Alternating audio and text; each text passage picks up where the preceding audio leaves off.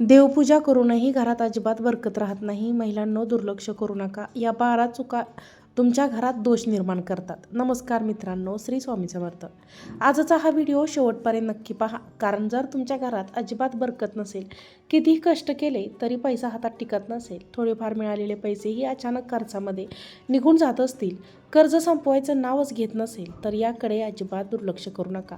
कारण आज मी तुम्हाला असे 12 गंभीर दोष सांगणार आहे, जे नकळत होत राहतात आणि ज्यामुळे तुमची लक्ष्मी तुमच्या घरात येत नाही आणि आलीच तर एका क्षणात निघून जाते.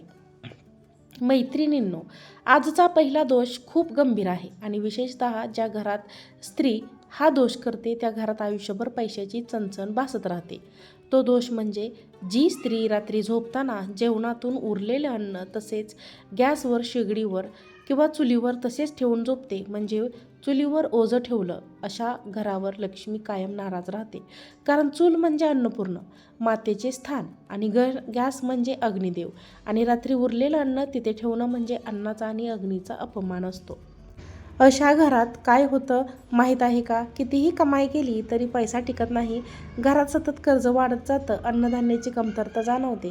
स्त्री कितीही कष्टाळू असली तरी तिच्या हातात दारिद्र्याचं राहतं आणि आयुष्यात कधी स्थैर्य येत नाही. म्हणून रात्री झोपण्यापूर्वी उरलेलं अन्न खाली उतरवून चूल स्वच्छ करणे किंवा गॅस स्वच्छ करणे हे मनात अन्नपूर्ण मातेची क्षमा मागणं, हा अत्यंत महत्त्वाचा उपाय आहे. आता दुसरा दोष ऐका, जो बहुतेक घरात होतो आणि लोक त्याकडे अजिबात लक्ष देत नाहीत. तो दोष म्हणजे रात्री जेवण झाल्यानंतर उष्टी खरकटी भांडी किचन ओट्यावर किंवा सिंकमध्ये तशीच ठेवून झोपणे.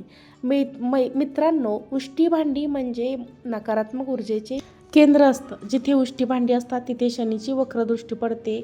अन्नपूर्णा माता आणि लक्ष्मी माता त्या घरातून काढता पाय घेते. अशा घरात पैशांची अडचण सतत जाणवते, कामात अडथळे येतात, नोकरीत समस्या निर्माण होतात, व्यवसायात नुकसान होतं आणि घरात विनाकारण तणाव वाढतो. म्हणूनच झोपण्याआधी सगळी भांडी धुणं, किचन पूर्ण स्वच्छ ठेवणं आणि सिंक कोरडा पुसणं हा लक्ष्मीला प्रसन्न करण्याचा खूप मोठा उपाय आहे. आता तिसरा दोष, तो फार गंभीर लोक घेतात, पण याचा परिणाम आयुष्यभर भोगावे लागतो. तो दोष म्हणजे पैसे ठेवण्याची जागा. हा स्वच्छ ठेवणं, मग तिजोरी असो, कपाट असो किंवा पाकिट असो, जिथे पैसे तुम्ही ठेवता ती जागा अस्वच्छ ठिकाणी ठेवले पैसे तर तिथे लक्ष्मी कधीच स्थिर राहत नाही. कारण लक्ष्मीला स्वच्छता फार प्रिय आहे आणि लोक म्हणतात पैसे येत नाहीत, पण त्याचं पाकिट फाटलेलं असतं, कागदांनी भरलेलं असतं, देवाचा फोटो नसतो आणि अशा पाकिटात पैसा टिकणार तरी कसा? म्हणून पाकिट नेहमी स्वच्छ ठेवा, कपाट आठवड्यातून एकदा साफ करा आणि तिजोरी हळद कुंकू तिजोरीमध्ये ठेवा आणि दर शुक्रवारी लक्ष्मीची आठवण त्या ठिकाणी काढा. कारण जिथे स्वच्छता तिथे लक्ष्मी आणि जिथे अस्वच्छता तिथे दरिद्रता.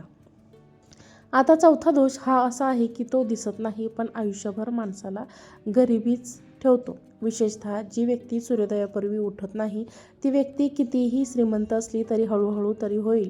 कारण सूर्योदय म्हणजे प्रत्यक्ष लक्ष्मीला प्रवेश काळ असतो आणि तो माणूस त्यावेळेला झोप येत असतो, त्यामुळे लक्ष्मीचा अपमान होतो असं शास्त्रात स्पष्ट सांगितले आहे. अनेक लोक म्हणतात आम्ही रात्री उशिरा झोपतो म्हणून सकाळी उशिरा उठतो, पण लक्ष्मीला कारण चालत नाही. जी व्यक्ती सूर्योदयापूर्वी उठून घरात हालचाल करते, देवाला नमस्कार करते, घरात थोडीफार स्वच्छता करते, तिच्या घरात अन्नधान्याची कमतरता कधीच भासत नाही. आणि म्हणूनच जो माणूस सकाळी उशिरा उठतो त्याच्या आयुष्यात कधी संधी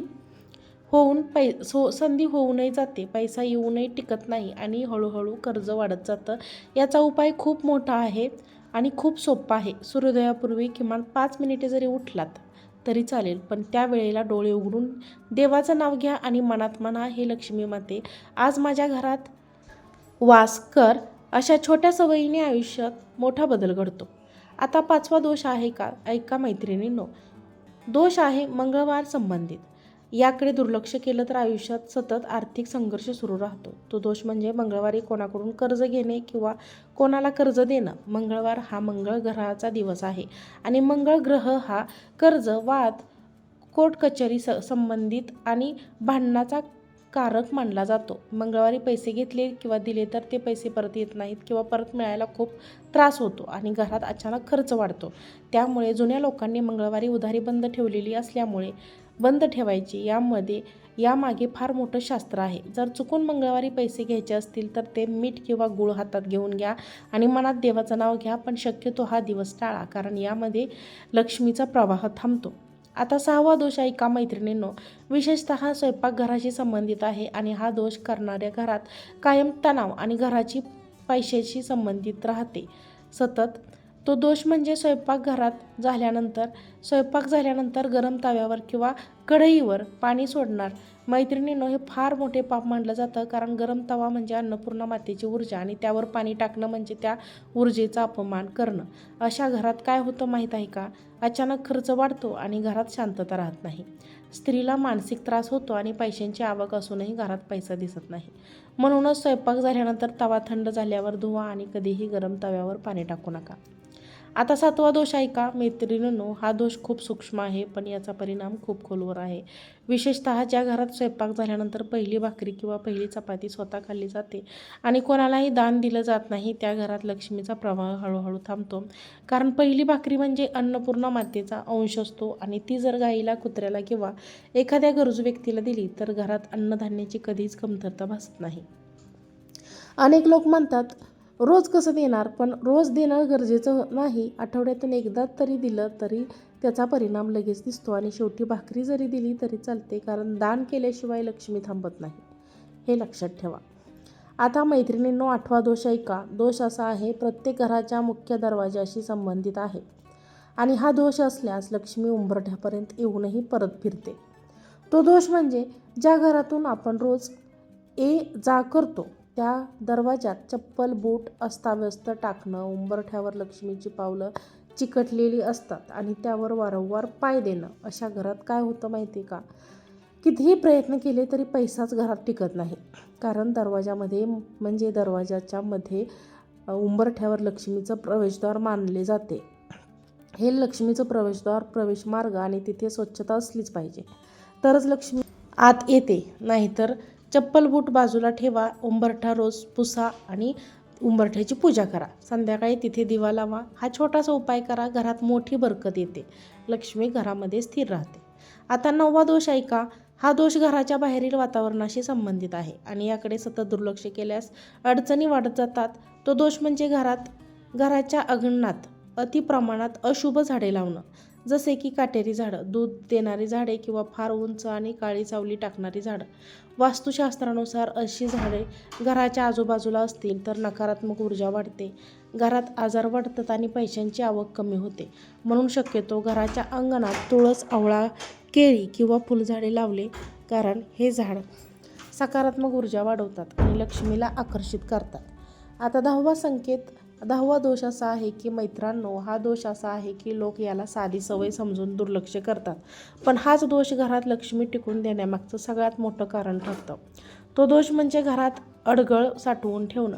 जुने कपडे, फुटकी भांडी, खराब वस्तू, न वापरलेले सामान हे वर्षभर घरात ठेवणे.